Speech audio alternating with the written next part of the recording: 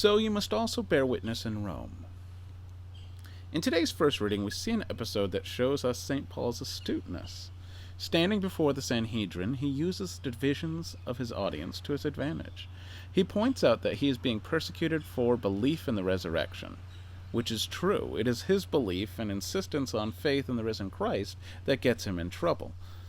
But putting this in general terms causes the Pharisees on the Sanhedrin to waver. You see, Pharisees also held a belief in resurrection. Now, the disagreement that breaks up between the Sadducees and Pharisees enables the next move of the Spirit, as the Roman commander removes him from the chaos. Paul is then given a divine message that he will proclaim the gospel in Rome. Now, let's pause for a second. I think when we hear about cities from millennia ago, we don't know where to place them. So what is Rome in the first century? Rome is the seat of the empire, the place of power in the first century. A center of pagan worship that's tied to political power. In a sense, for Paul and those of his time, it's the center of the world as they are conscious of it. When we think about Paul's mission of extending the gospel message to the Gentiles, going to Rome is that extension par excellence. Rome impacts the rest of the world.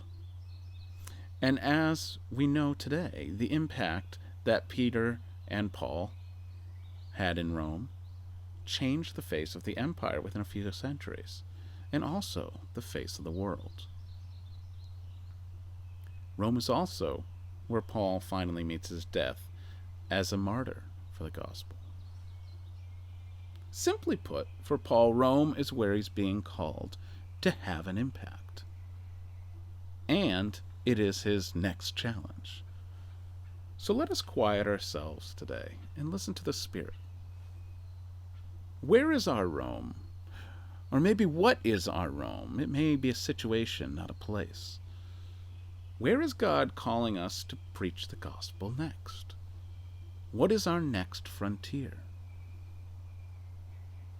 The idea of the new evangelization that St. John Paul II spoke so much about shows us that also sometimes that new frontier is right in front of us.